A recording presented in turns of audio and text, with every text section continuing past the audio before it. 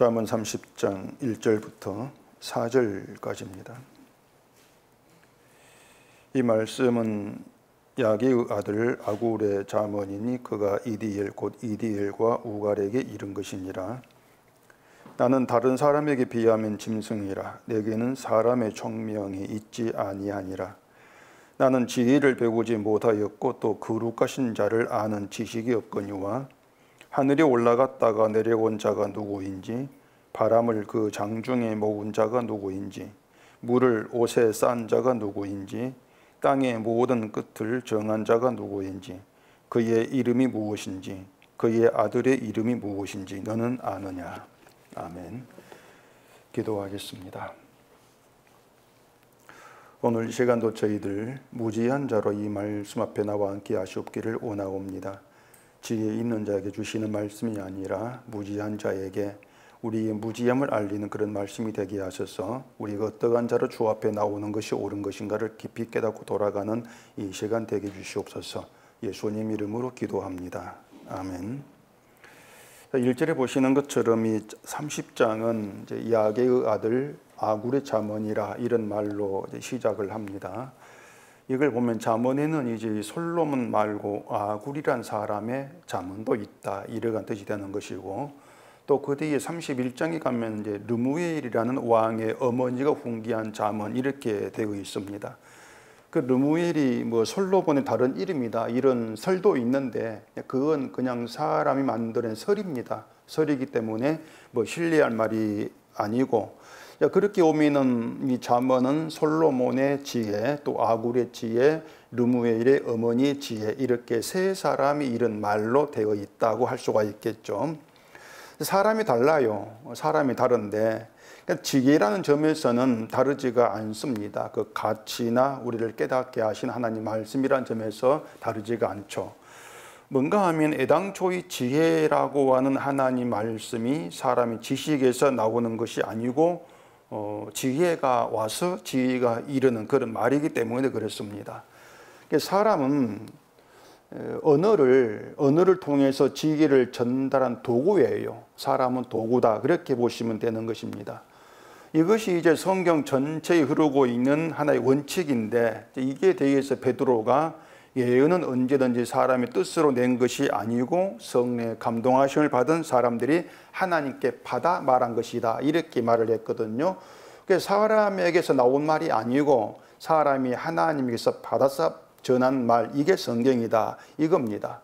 그 언제든지라고 하는 것은 결국 이 구약 시대까지 다 포함이 돼요. 하나님 말씀은 처음부터 마지막 끝까지 사람에게 나온 말은 없다, 그런 뜻이 되겠죠. 모든 게 하나님께로부터 나왔고, 그것은 아무나 이 말씀을 받을 수 있는 것이 아니다. 성령의 감동하심을 받은 그 사람들만이 하나님 말씀을 받아서 전할 수가 있는 것이다, 이런 뜻이란 말입니다.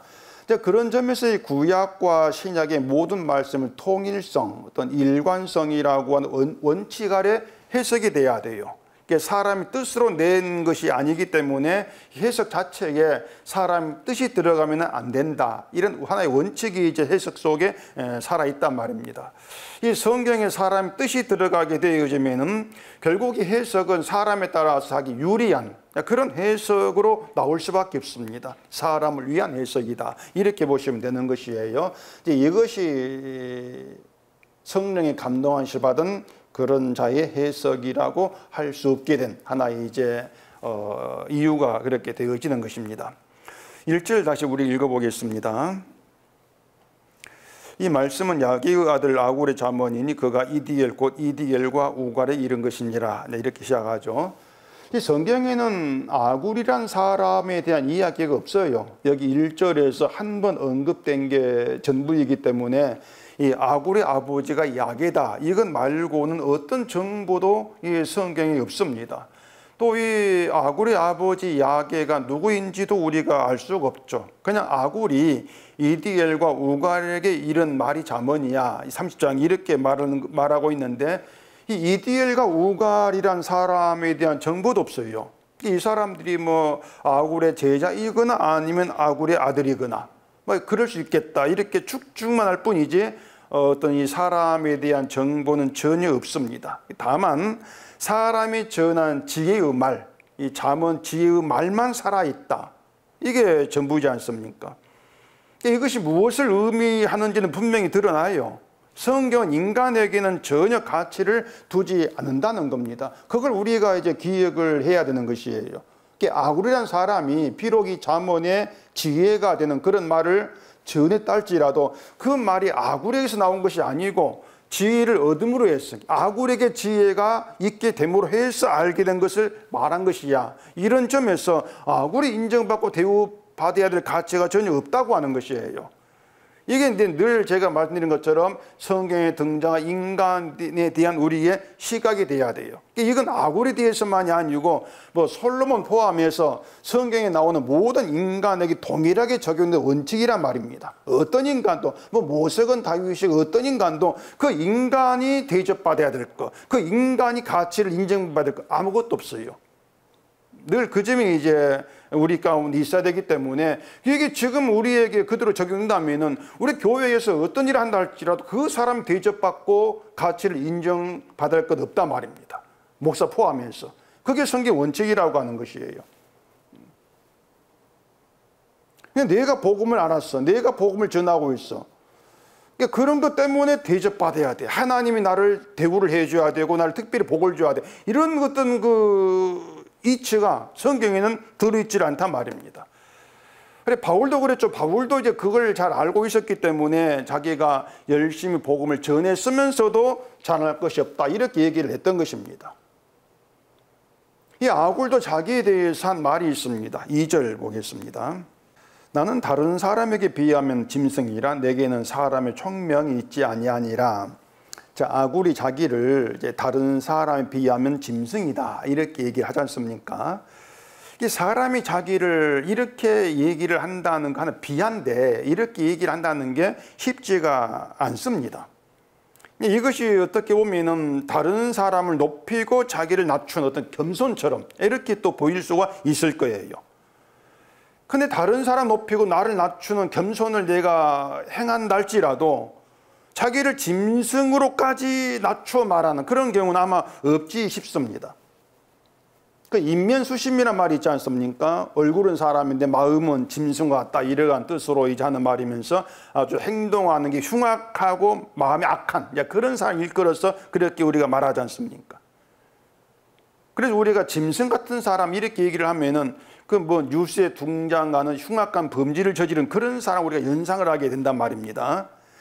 이것이 우리가 알고 있는 짐승 같은 사람, 짐승 여기에 대한 우리의 그 시각이기 때문에 자기를 스스로 그런 짐승을 낮추어 말한다고 하는 건 사실 쉽지가 않아요. 만약 누군가가 나를 가리켜 넌 짐승이야 이렇게 얘기를 하면은 그거 순수히 누가 인정하겠습니까? 발끈하겠죠. 근데 성경은 사람을 짐승으로 얘기합니다. 그게 성경이에요. 이게 아굴만이 아니고 성경 자체가 인간을 짐승으로 이렇게 얘기를 하고 있습니다. 하나님은 이 사람을 우리는 사람이라 하는데 그 사람을 사람이 아니라 짐승으로 보신다 그런 얘기인데 성경 시편에도 그런 말이 나오지만 그 전도서 한번 보십시오. 전도서 3장입니다. 전도서 3장 18절 내가 내 마음속으로 이르기를 인생들의 일에 대하여 하나님이 그들을 시험하시리니 그들이 자기가 짐승과 다름이 없는 줄을 깨닫게 하려 하심이라 하였노라. 인생이 당하는 일을 짐승도 당하나니 그들이 당하는 일이 일반이라 다 동일한 호흡이 있어서 짐승이 죽음같이 사람도 죽으니 사람이 짐승보다 뛰어남이 없음은 모든 것이 헛됨이로다. 이게 전도서 또 역시 솔로몬의 말이란 말이에요. 이것이 자, 하나님은 이 사람을 짐승 같은 수준으로 본다 이렇게 되어 있습니다. 그렇다면은 일단 하나님 앞에서 잘난 사람 못난 사람 차별은 없잖아요. 우리 눈에는 뭐 이런 사람은 잘난 사람이고 저런 사람 못난 사람이고 차별되어 보이지만은 하나님 앞에 서게 된 모두가 짐승으로 취급되기 때문에 그 잘나고 못나고 이게 있지를 않아요. 그렇기 때문에 우리가 일단 이런 성경을 가지고 성경 기준에 가지고 사람을 보게 되어지면 누가 더 잘났는가 비교하고 경쟁한다고 하는 건 아무 의미가 없습니다. 정말 헛된 일이에요. 그러니 사람들이 어떤 복 받은 걸 가지고 사람 비교한다? 정말 헛된 일이란 말입니다. 복이라고 하는 것이 어떤 사람을 가치 있고 이런 잘난 사람 못난 구별하는 그런 복이라고 하는 있을 수가 없는 거예요. 그런 점에서 사람이 내 본색이 짐승이구나, 인간의 본색이 짐승이라고 하는 걸 알게 되는 게 곧 지혜란 말입니다. 그러니까 사람은 지혜가 있어. 그걸 우리가 어떻게 해석해야 되냐면은 내가 내 본색을 알았어. 본색이 짐승이야. 나를 그렇게 보게 되어주는 게 지혜가 있는 거예요. 그런 점에서 지혜는 사람의 가치를 절대 높이지 않습니다. 높임받을 가치가 아예 없는 것이고, 그걸 알게 되면서 내 본색의 짐승, 그렇게 자기를 드러내게 되어 있단 말입니다. 이게 지혜 있는 거예요. 우리가 그 아굴에 대해서 아무것도 알지 못하지만 아굴이 자기에게 흉악한 범죄를 저지른 게 있어 나 짐승이야, 이렇게 말하고 있는 것이 아닙니다. 이건 우리가 아굴의 말을 통해서 분명히 이제 알 수가 있는데, 이 아굴이 자기를 짐승 이렇게 얘기하면서 뭐라 얘기하냐면은 내게는 사람의 총명이 있지 않다, 이렇게 말합니다.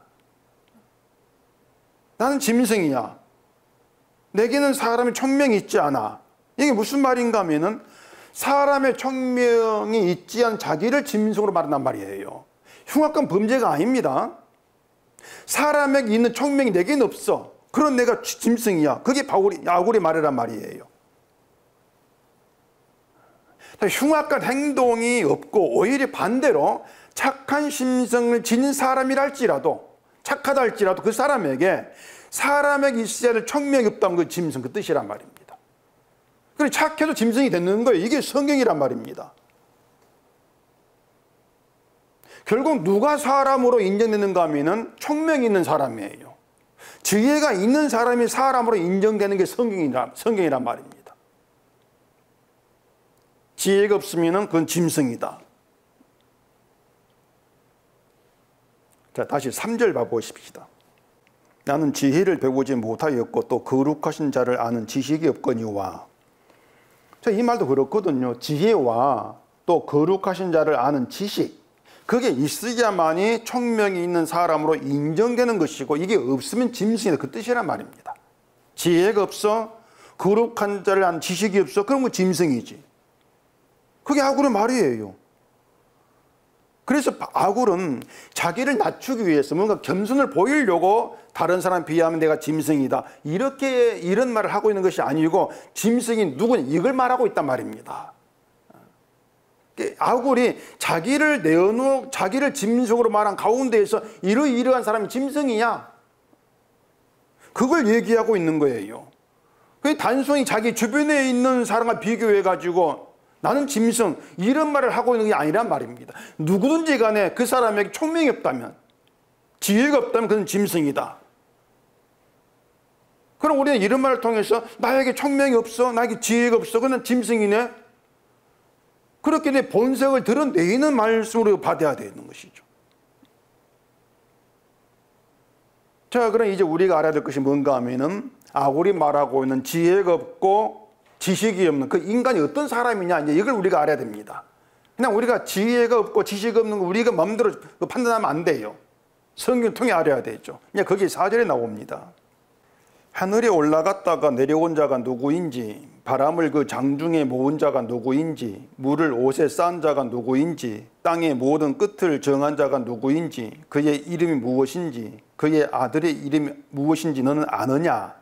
자, 이렇게 너는 아느냐 질문을 합니다. 그 질문 내용이 뭐예요? 자, 하늘에 올라갔다가 내려온 자가 누구인지 너는 알아? 바람을 그 장중에 손바닥이 손에 모은 자가 누구냐? 물을 옷에 싼 자가 누구냐? 땅의 모든 끝을 정한 자가 누구냐?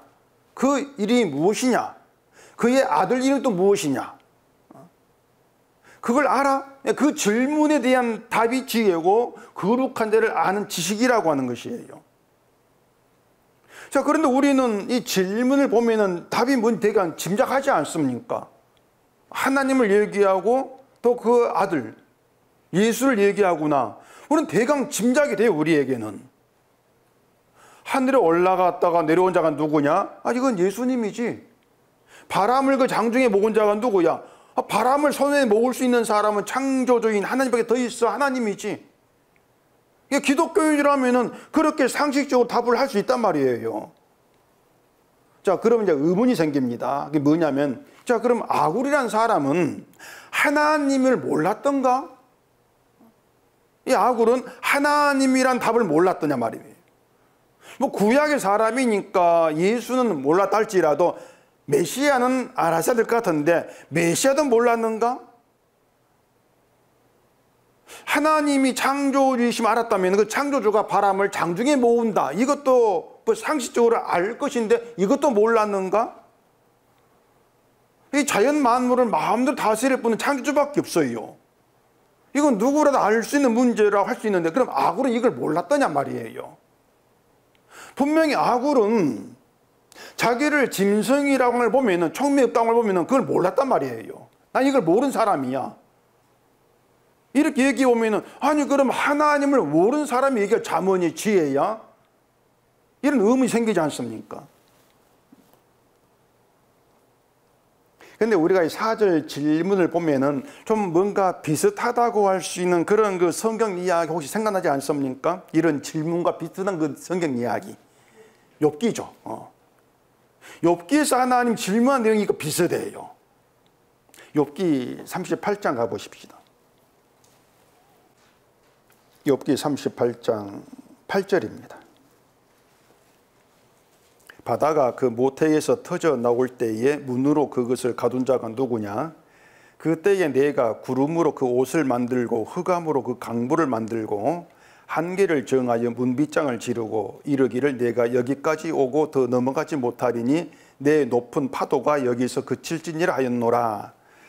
자, 하나님이 욥에게 이제 하신 말씀이죠. 이 말씀 보면은 자, 구름으로 옷을 만들고 흑암으로 강물을 만들고 한계를 정하여 파도를 넘어오지 못하게 하셨다. 이게 하나님 나야 그 얘기 내용이지 않습니까? 이게 이제 본문 4절에서 그 물을 옷에 싼 자가 누구냐? 뭐 이 물은과 좀 비슷한 그런 내용이란 말입니다. 물을 옷에 싼 자, 옷에 싸가지고 뭐 넘어오지 못하게 막고 하는 이런 의미가 되겠죠. 근데 이제 앞에서 말씀드린 것처럼 이 질문의 답은 쉬워요. 우리가 하나님을 창조주로 알고 있으니까 이건 하나님이 하셨습니다. 이렇게 답하면 된단 말입니다. 파도가 땅에 못 올라오게 막으신 분이 하나님이십니다. 답이 되지 않습니까? 기독교인이란 누구나 그렇게 답한다고 할 수가 있는 문제예요. 자, 그러면은 그렇게 답하는 그것으로 총명이 있다, 지혜가 있다, 이렇게 하면 되겠냐고 하는 것이에요. 하나님이 파도를 못 넘어오게 막고 계십니다. 하나님이 구름으로 옷을 만들고 해서 비를 감싸고 있습니다. 하나님이십니다. 이렇게 답하면은 그게 지혜가 있는 것이냐, 그게 총명이 있는 것이냐, 그런 짐승이 아니네? 그런 얘기가 되잖아요. 근데 말씀드리면 그렇게 성경 풀어가면 그 아굴은 뭐냐 말입니다. 아굴도 하나님 안다 할 수 있는데 근데 아굴은 자기를 짐승이라 하지 않느냐. 그렇게 성경이 뭔가 좀 앞뒤가 안 맞는 그런 이제 내용이 또 되어진단 말입니다. 근데 이제 여기서 문제가 있습니다. 뭔가 하면은 자, 우리가 파도를 하나님께서 막고 계십니다. 하나님이십니다. 이렇게 우리가 얘기할 때에 그걸 이 하나님은 하나님을 아는 것으로 이렇게 인정하시냐고 하는 것이에요. 우리가 이걸 따져봐야 돼요. 뭐 옷으로 구름을 감싸고 뭐 이런 모든 내용들, 자연만물 다스리는 모든 것이 하나님이십니다. 우리 이렇게 답한다고 해서 이게 지혜다, 이게 총명이다 이렇게 인정되고 있냐 말입니다. 하나님이. 아쉽게도 인정되지가 않습니다. 비를 누가 내립니까? 하나님입니다. 이게 하나님을 아는 지혜로 인정이 안 돼요. 하나님을 안다고 하는 게, 지식이 있다고 하는 게 그렇게 쉬운 문제가 아닙니다. 또 그런 답을 가지고 하나님을 안다고 인정되면은 모든 기독교인들 뭐 다 지혜가 있는 것으로 뭐 그렇게 돼야 되겠죠. 그게 아니에요. 자, 하나님이 바람을 장중에 모은다. 하나님이 물을 옷에 싸신다. 이걸 우리가 믿는다고 해보십시다. 이걸 우리가 믿고 있어. 하나님이 안다고 해보십시다. 자, 그런 반대로 그 장중에 모은 바람을 손에 펴서 날려보내는 분 누구겠습니까? 하나님이죠. 하나님 바람을 모으기만 한 것이 아니고 날려보내기도 하시는 분이란 말입니다. 물을 옷에 쌓았다가 다시 풀어버린다? 누구십니까? 역시 하나님이죠. 자, 그러면은 하나님이 다시 모은 바람을 날려보낼 때 그 바람이 시원한 가을 산들바람이겠습니까? 물론 그것도 있겠지만 그런 바람이 이긴단 말이에요. 그게 전문단 말이에요. 얼마 전에 어떤 그 슈퍼 태풍이라고 하는 야기, 그게 포함된단 말이에요. 하나님 바람을 쐈다가 풀어버렸어. 그게 슈퍼 태풍이란 말이에요. 그렇게 연결되지 않습니까? 옷에 쌓았다가 풀어버린 물이 이슬비만이 아니고 폭우가 되기도 한단 말입니다. 자, 그러면은 우리가 하나님을 그렇게 바람을 다스리고 비를 다스리는 창조주를 아는 믿음이라면 그 믿음은 하나님께서 하신 일에 순종이 돼야 돼요. 모든 일을 우리가 받아들이는 게 마땅하단 말입니다. 폭우도 폭풍도 우리 받아들여야 돼요. 그게 진짜 이게 하나님 있는 것이고 하나님께서 하신 일을 아는 거죠, 그것이. 근데 우리가 그러하는가? 이걸 생각해 봐야 되는 것입니까? 그러하는가? 결론 우리는 순종치 않습니다. 하나님 일에 순종하지 않고 하나님 일을 순순히 받아들이지도 않습니다. 욥처럼 내게 있던 것이 하루아침에 태풍으로 폭우로 날려가 버린다. 그랬을 때에, 잠겨버렸을 때에 하나님께서 하신 일이니 순종하겠습니다. 우리가 그럴 사람들이겠냔 말입니다. 우리는 아니죠. 우리는 그렇게 하나님의 일에 반응하지를 않습니다. 그렇기 때문에 너는 아느냐? 이 질문에 하나님이다 이렇게 답한다고 하는 것은 내 인생은 하나님 손에 있고 따라서 내가 원한 내 인생은 없습니다. 이렇게 나와줘야 돼요. 그게 진짜 하나님을 아는 거예요. 하나님을 안다고 하면서 내 인생 이렇게 해주세요. 이렇게 나오는 건 하나님을 아는 게 아니죠. 하나님 내 뜻에 맞게 내가 부려먹겠다. 그거란 말입니다. 그런 자세예요, 그것이. 결국 너는 아느냐 이 물음 앞에 압니다 이렇게 나온다면은 한마디로 내 인생에 버려져야 됩니다. 내 인생은 없습니다. 내 인생도 하나님의 손에 쌓여 있고, 그럼 하나님 내 인생을 어떻게 풀어버릴지 우리는 내가 알지를 못합니다. 결국 지금 되어진 모든 게 하나님께서 행하신 내 인생입니다. 받아들일 때 그것이 결국 하나님 안에 이렇게 되어지는 것인데, 사람은요 자기 인생 자기가 버리지를 못합니다. 누가 자기 인생 버리겠습니까?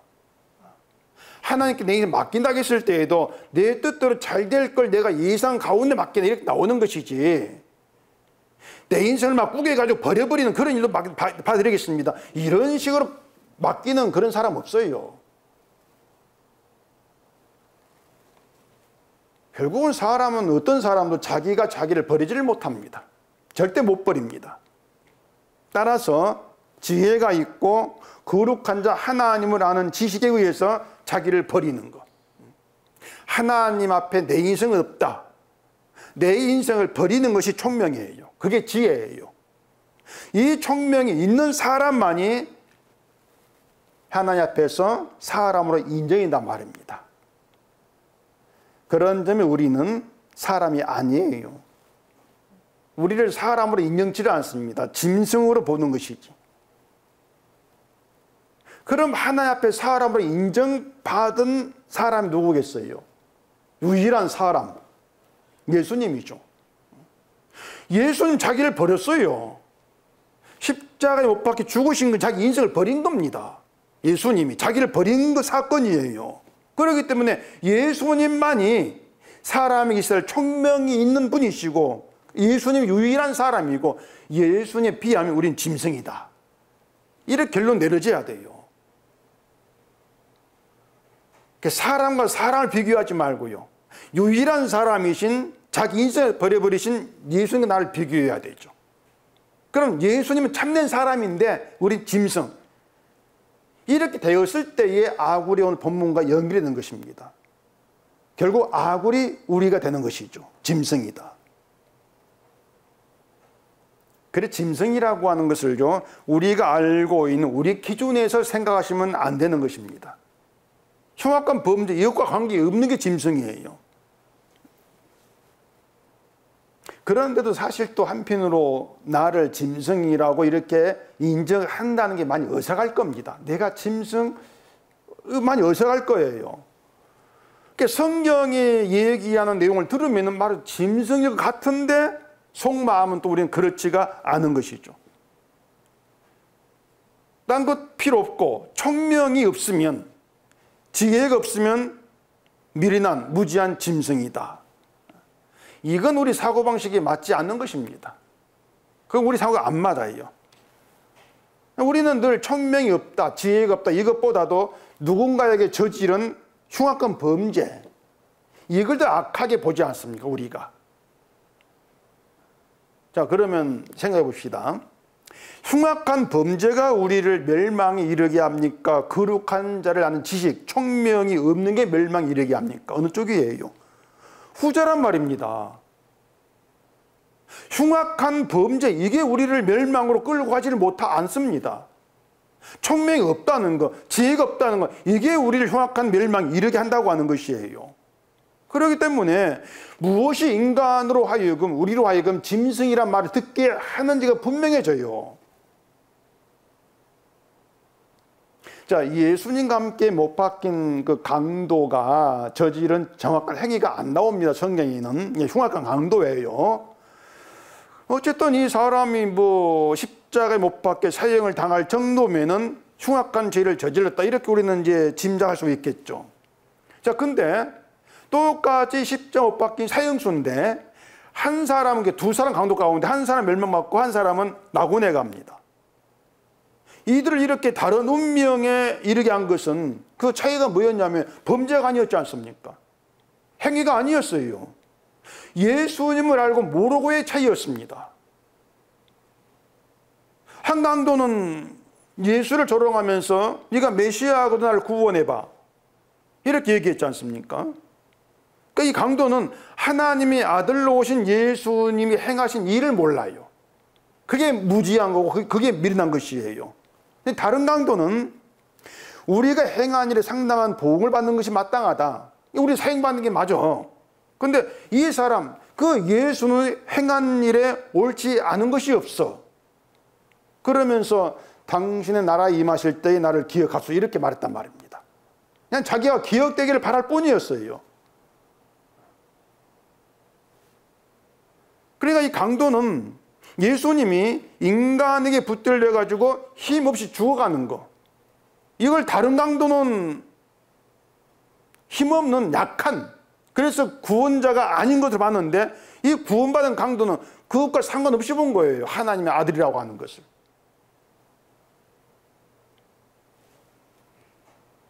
우리가 살아가면서 내 일이 뭔가 뜻대로 되지 않으면은 하나님이란 존재에 대한 생각이 좀 희미해집니다. 그러니까 내 일이 뜻대로 안 될 때, 계속 뭔가 힘들고 안 될 때, 뭔가 좀 하나님이 계시지 않는 것 같은, 하나님 나에게 함께하지 않은 것 같은 그런 느낌을 가진 사람들이, 이것이 뭔가 하면은 네가 그리스도가 아니냐, 그럼 너와 우리를 구원하라, 이렇게 조롱한 그 강도의 그 생각, 그 의식과 다르지가 않단 말입니다. 아니, 하나님이 하나님이라면은, 예수님이 나와 함께 한다면 내 일이 잘 되게 해주세요, 그렇게 말하는 것이나 그 강도나 똑같단 말입니다. 그게 인간 속성이라고 하는 거예요. 그래, 내가 잘 되는 것, 내 일 뜻대로 되는 것 가운데에서 하나님 다움, 하나님 능력을 확인하겠다고 하는 것이에요. 내가 복받고 잘 사고 이런 것을 통해서. 그게 멸망받은 강도와 같은 속성이라는 그 점에서 인간은 악하다. 어떻게? 예수님을 조롱한 강도와 같다, 멸망을 받은 강도와 같다. 그런 점에서 짐승으로 규정되는 게 마땅하다고 하는 것이에요. 그렇기 때문에 뭐 심성이 바르다거나 착하다거나 이게 아무 의미가 없습니다. 짐승이고 짐승이 아니고 그렇게 구분하는 그런 어떤 기준이 못 되는 것이에요. 그 낙원에 간 성 강도가 사람 착하고 심성이 바르기 때문에 내가 죽어 마땅합니다, 나를 기억해달라, 이런 말을 하게 된 게 아니란 말이에요. 그건 그 사람이 바른 심성이 나온 게 아닙니다. 심성이 바르지 않았기 때문에 흉악한 지혜를 저질렀겠죠. 강도의 그런 지혜, 자기를 죽게 부탁하는 그런 지혜는 사람이 아니라 하나님께로부터 온 거예요. 그러니까 그 지혜가 하필이면 그 흉악 강도에게 주어져서 구원받는 걸 통해서 결국은 어떤 지혜라고 하는 게, 구원이라고 하는 것이 사람이 심성 바르고 행위가 바르고 여기에 따라 다른 게 아니다, 이걸 드러내고 있단 말입니다. 인간의 흉악한 범죄를 할지라도 그 흉악한 범죄가 인간의 멸망과 구원을 좌우하는 게 아니다. 근데 바리새인은 아니었지 않습니까? 바리새인들은 행위가 하는 신을 주지 않습니까? 행동이 바라야만이 구원 천국가, 이게 바리새인이었죠. 그러니까 그걸 깨뜨려 버리는 거예요. 그래서 강도였는데 예수님을 한 지위로 인해서 짐승에서 사람으로 인정이 되고 낙원에 간단 말입니다. 낙원을 짐승이 가겠습니까? 사람이 가겠습니까? 사람이 가는 게 낙원 천국이에요. 사람이 가는 것이. 근데 그 사람이라는 게 본래부터 사람이 아니고 짐승이었다가 사람이 되는 것입니다. 그게 성도예요. 짐승이었다가 사람이 돼요. 유일한 사람이 예수님이라 했지 않습니까? 유일하게 총명이 있는 사람이 예수님인데 그 짐승이 예수님과 연결됨으로 인해서 사람으로 인정이 되는 것입니다. 그게 성도다, 이렇게 되어지죠. 그 마태복음에 보면은 예수님과 함께 십자가 달렸던 바라바, 이 강도가 풀려납니다. 십자가라는 심판을 받아서 죽을 이유기 가까스로 이제 살아난 게 그 바라바 강도였어요. 근데 바라바가 살아난 이유가 그 바라바를 살게 하게 한 것이 예수를 싫어하는 인간 때문이었습니다. 어떻게든 예수를 죽이려고 한 그 백성들이 예수 대신 바라바를 풀어달라고 한 거예요. 그 바라바가 예수를 알았기 때문에 거기 풀려난 게 아니지 않습니까? 그런 바라바가 십자가에서 풀려났어요. 그럼 바라바 구원받은 것이냐? 그게 아니지 않습니까? 구원받은 게 아니거든요.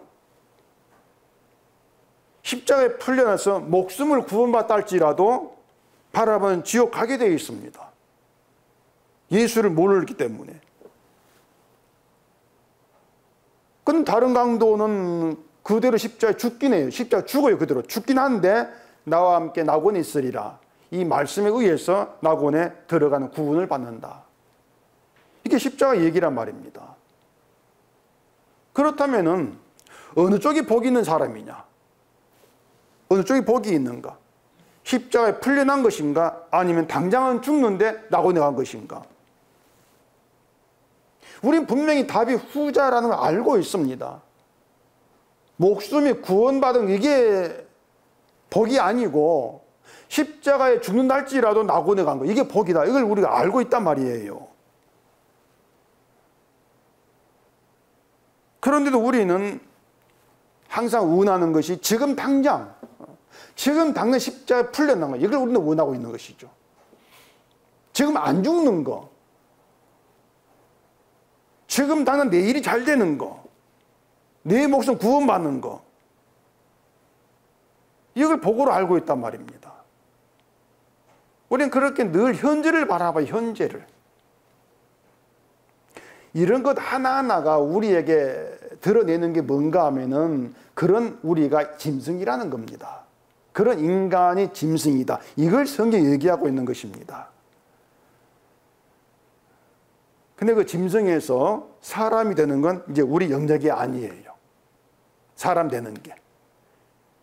뭐 곰이 100일 동안 뭐 쑥과 마늘 먹고 사람이 되었다고 하는데 우리가 100일 동안 뭘 한다 할지라도 짐승의 사람 되는 것은 없습니다. 그래서 하나님이 개입을 하죠. 짐승을 사람 되게 하려고 하나님이 개입하신다. 우리 인생에 하나님이 개입하셔서 우리를 이리저리 흔들면서 끌어가는 가운데에 네가 짐승인 걸 너는 아느냐 이렇게 물으시나 보시면 돼요. 너는 아느냐 이 물음 속에 네가 짐승인 걸 너는 아느냐 그 질문 우리는 받으면 된단 말이에요. 우리가 짐승인 걸 안다면은 짐승이라면요 짐승이면 자기 힘으로 할 수 있는 게 뭐가 있겠어요? 아무것도 없어요. 따라서 내가 짐승이란 걸 안다면은 내가 할 수 있는 것이 아무것도 없는 상태가 돼야 돼요. 아무것도 없습니다. 그 상태에서 주가 다 이루었다. 이 소식을 전달받아요. 주가 다 이루었다. 이걸 우리가 복음이라 않습니까? 복음이다. 주가 다 이루었어. 그러니까 이 복음이 기쁜 소식이 된 사람이 누군가 하면은 내가 짐승 아는 사람에게 주가 다 이루어서 이 복음이 기쁨이 된단 말입니다. 그 소식 전달받는 게. 내가 짐승을 모르는 사람이라면은 아직 내가 할 수 있는 거예요. 그 사람은. 짐승이 아니기 때문에. 짐승이 모르기 때문에. 내 힘으로 할 수 있는 그 상태에서 주가 다 이루었어? 아, 그래요? 그냥 그렇게 듣겠죠. 기쁜 소식이 아니고. 주가 이루어 듣긴 하는데 여전히 내가 하겠습니다. 이렇게 나온단 말입니다. 그게 짐승을 모르는 사람의 모습이죠. 근데 내가 짐승인 걸 알게 되어지면은 주가 다 이루었다. 이 소식이야말로 복된 복음입니다. 왜? 아무것도 할 수 없는 자에게 주가 이루었습니다. 이거 완성 다가오거든요. 완성으로. 그럼 이게 왜 횡재냐? 이게 성도란 말이에요. 그러면서 주가 행한 그 일을 감사하게 하죠. 기뻐하게, 찬송하게 하고 이게 하나님께서 짐승을 사람으로 부르신 하는 뜻이란 말입니다. 주가 행한 그 일만 드러내고 감사하게 하는 그게 하나님의 일이란 말이에요. 그래서 예수 안에서 부름받은 성도에게 총명이라고 하는 것은 내가 짐승을 아는 게 된 것입니다. 이게 총명, 이게 지혜다 이렇게 보시면 돼요. 짐승은 사람에게 행한 흉악한 범죄로 판단되는 것이 아니고 하나님에 대한 범죄로 판단되는 게 짐승이에요. 하나님에 대해 범죄했다. 그래 착한 사람이라 할지라도 하나님께 범죄한 인간이죠. 그래 짐승이라는 것입니다. 그러면 누가 하나님에 대해 범죄한 사람이냐? 그건 아구리 3절에서 말한 그대로 생각하시면 된단 말입니다. 지혜를 배우지 못해서 지혜를 모르는 어리석은 자. 내가 짐승을 모르는 사람이에요. 그게 어리석음이에요. 이게 범죄예요. 그게 짐승인데 짐승을 모르고 하나님 제가 뭘 어떻게 영광 돌릴까요? 이렇게 자기 힘으로 뭔가 해보려고 나오는 게 범죄란 말입니다. 그건 가벼운 게 아니고 흉악한 범죄입니다. 흉악한 범죄. 그래 짐승이라 그래요. 하나님 앞에서 내가 해보겠습니다. 이게 주가 다 이루었다고 하는 걸 무시하는 거죠. 그것이. 결국 뭔가 하면 하나 앞에 십자가 앞에서 내가 행한 일을 자랑하는 것이에요. 그런 이게 아들의 피로 언약을 다 이루신 하나님의 일을 무시하고 멸시한 원수의 행위가 되는 것이란 말입니다. 그게 악함이다. 이게 성경 시각입니다. 악함이다. 그리고 다시 말하지만 성품 인간의 행동이 아무리 착하고 선해도 이 악하다, 짐승 이걸 피하지를 못합니다. 인간은 절대 못 피해요. 도망치지를 못해요. 지금까지 제가 드린 말에 앞뒤가 다른 모순이 있는가 생각해 보세요. 모순이 없습니다. 사실은요. 그런데 다 이루었다고 십자가 앞에서 우리가 성도로 할 일이 있습니다. 하겠습니다. 이렇게 나온다고 하는 것은 그게 모순이 되는 것이에요. 아니 다 이루었는데 뭘 하겠다고 하냐 말이에요. 그러니까 믿음이라고 하는 건 다 이루신 그 주를 믿는 것이거든요. 근데 그 믿음 가지고 뭘 해보겠습니다. 이게 안 맞아요. 그게 무지한 짐승의 말이란 말입니다. 그래 짐승이라고 하는 것을 집에서 키운 가축 그런 짐승 그 뜻을 생각하지 마시고 지혜가 없어 무지한 자 그게 짐승이란 말입니다. 무지하다. 그게 짐승이에요. 그렇게 보시면 돼요. 다 이루었다고 하는 십자가의 완성의 의미, 이걸 알지 못한 무지한 자가 결국은 하나님 앞에서 신자로 자처하는 그런 것이고, 그게 짐승이 사람인 척 하는 거예요. 빛이 어둠에 비치되 어둠이 깨닫지를 못하는데 그게 무지한 짐승 특징입니다. 빛을 깨닫지를 못한 겁니다. 이게 짐승이에요.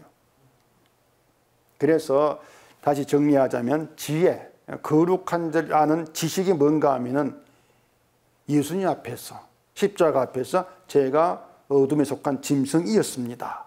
이를 고백하게 되어지는 것으로 지혜가 드러나요. 그게 총명으로 드러난단 말입니다. 지금 우리가 그 동산, 에덴 동산에서 뱀이 등장하기 그 전에 인간이 아니지 않습니까? 지금 인간은 하나님께서 만드신 처음 본래 인간이 아니에요. 아담 안의 인간은. 하나님 만드신 본래 인간은 선악을 모르는 상태의 인간입니다. 선악을 몰라요. 그런데 뱀의 그 자금, 유혹에 끌려 들어가서 선악을 알게 되고 뱀과 한통속이 돼요. 그 뱀이 짐승이지 않습니까?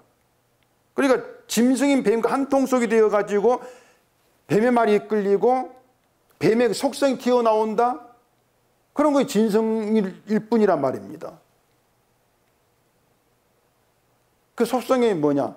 늘 선악을 따지면서 내게 선한 거, 내게 좋고 내게 유리한 걸 선한 것으로 판단하면서 늘 그런 선한 걸 달라고 하는 거예요. 그게 짐승이고 사탄에게 연결된 인간이라고 말한단 말입니다. 그럼 우리가 그 사탄에게 연결된 고리를 끊을 수가 있느냐? 말씀드린 것처럼 안 됩니다. 그 사탄에게 묶인 그 고리를 우리가 끊어내지를 못해요. 우리 능력이 안 돼요. 그래서 예수님이 찾아오셔야 된다. 그렇게 말씀드린 것입니다. 예수님이 자기 백성에게만 찾아오시는 거예요.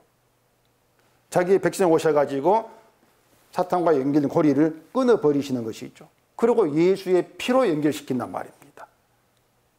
그게 주의 능력이에요. 예수님이 오셔서 자기 피로 하나님의 언약을 다 이루신 십자가의 세계, 이걸 묵시의 세계라 이렇게 말씀드렸었는데 그 주의 피로 이루신 묵시의 세계를 바라보게 만들어요.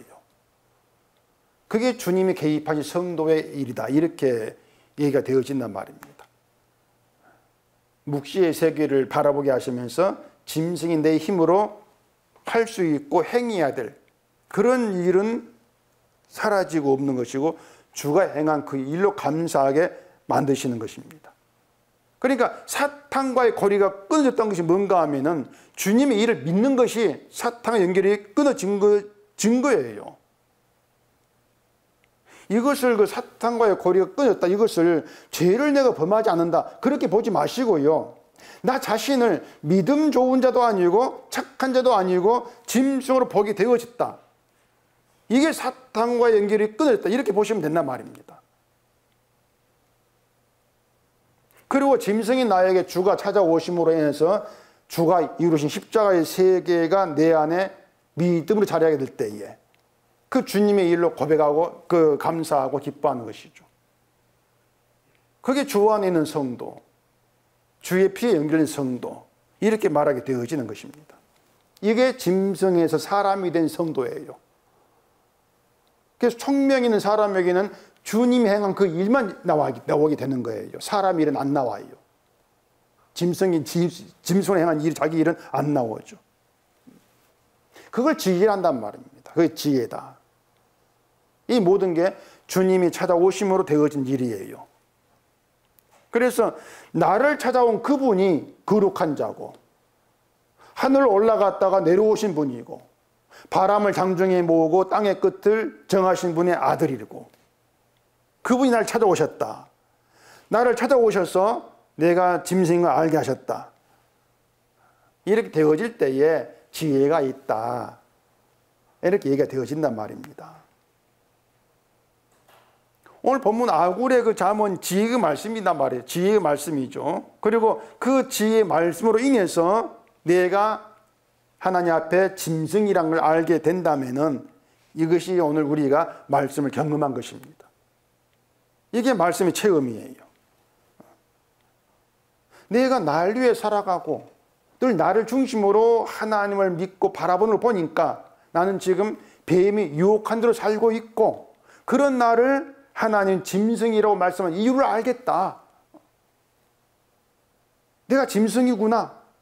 이게 말씀을 경험한 것이고, 경험이 있는 말씀 현장이 된단 말입니다. 이게 말씀 우리 안에서 그렇게 일을 하고 있는 것이에요. 말씀을 깨닫게 실천하게 하고 이런 말씀 역사는 없습니다. 그런 일은 없어요. 성령은 뭐 그렇게 말씀을 뭐 순종케 하려고 오시는 성령이 아니란 말입니다. 말씀은 내 속에 감추어져 있는 걸 드러내요. 그게 말씀의 일이에요. 그 감추어진 게 나기 때문에 짐승의 고백이 나온단 말입니다.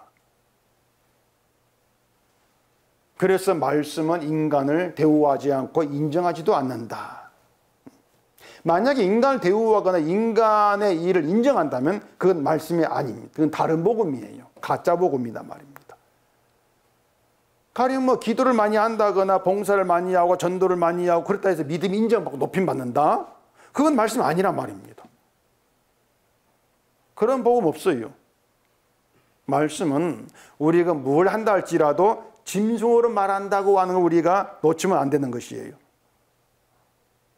그렇게 보면은 말씀이냐 말씀이 아니냐 구별은 간단하단 말입니다. 간단해요. 성령을 받지 않은 사람에게서 인간의 일이 믿음으로 바뀌어 나온다는 걸 생각하면 된단 말입니다. 성령을 받지 못하면은 인간의 일이 자꾸 믿음으로 강조가 돼요. 그건 말씀이 아니구나. 이렇게 보시면 된단 말이죠. 이걸 바울이 분명히 얘기를 했습니다. 고린도서 2장 봐보십시다. 고린도서 2장 12절입니다. 우리가 세상의 영을 받지 아니하고 오직 하나님으로부터 온 영을 받았으니 이는 우리로 하여금 하나님께서 우리에게 은혜로 주신 것들을 알게 하려 하심이라. 우리가 이것을 말하거니와 사람의 지혜가 가르친 말로 아니하고 오직 성령께서 가르치신 것으로 하니 영적인 일은 영적인 것으로 분별하느니라. 자, 이렇게 얘기를 합니다. 자, 성령을 받은 사람이 영에 속한 사람이죠. 영에 속한 사람은 영적인 일을 알게 되어 있습니다. 그 영적인 일이 뭐냐면 십자가예요. 그 십자가 사건을 영적인 일, 이렇게 얘기하고 있습니다. 십자가 밖의 일은 영적인 일이 아니에요. 사람의 일이지. 그렇게 영적인 일을 알게 되면서 내가 주를 위해서 한다고 했던 모든 것은 사람의 일이었구나. 이걸 깨닫게 된단 말입니다. 그렇게 분별하게 돼 있어요. 그렇기 때문에 자기를 짐승이라고 하는 게 십자가구나. 나를 짐승으로 드러내는 게 십자가의 사건이구나. 이걸 눈치를 채게 돼 있어요. 성도는. 성령 받은 사람이라면. 근데 성령 받지 못하면은 십자가를 아는 것이 아니고 끝까지 내가 한 일을 주를 위해서 한 거 고집부립니다. 늘 그렇게 주장을 하게 할 수밖에 없는 거예요. 그게 육에 속한 인간이니까 성령 받지 못하면은. 그렇다면은 내가 짐승이라고 하는 지혜도 없죠. 오히려 짐승이란 말이 분노하겠죠. 그래서 너는 아느냐? 이 물음은 아는가 모르는가 이걸 따지는, 그걸 묻는 것이 아니고 내가 안다고 생각했던 모든 게 나 착각이었구나. 이걸 드러내는 게 너는 아니, 그 물음입니다. 네가 알아? 넌 그 착각이야. 아는 게 아니었어, 너는. 이걸 드러내요. 왜 그러냐? 제가 앞에서 말씀을 드렸죠. 하나님을 안다고 생각했는데 내가 살아가는 거 보면 아는 게 아니었구나. 난 나밖에 몰랐구나. 이렇게 드러난단 말입니다. 난 그냥 교회 다니고 성경 보고 설교 들으면서 하나님을 알고 십자가를 믿는다 착각했을 뿐이야. 그거예요.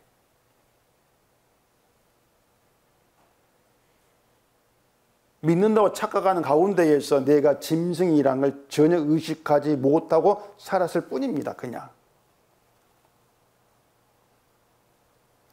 그래서 나는 다른 사람에 비하면 짐승이다. 이 아굴의 말은 인간이 쌓아온 믿음의 행적들을 다 무너뜨려버리는 그런 효력이 있습니다.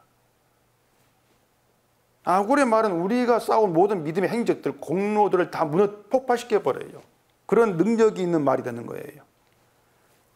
지혜의 말씀이라는 게 우리 안에서 폭탄 같은 그런 위력을 발휘한단 말입니다. 얼마 전에 보니까 미국의 22층 건물이 4년 전에 허리케인으로 막 피해를 입었는데 수리비가 2,200억이라든가 그래서 할 수 없이 폭파해가지고 폭파하는 비용이 80억인가 들었다는데 폭파해서 해체해버리는 그걸 봤거든요. 한순간에 무너져버려요.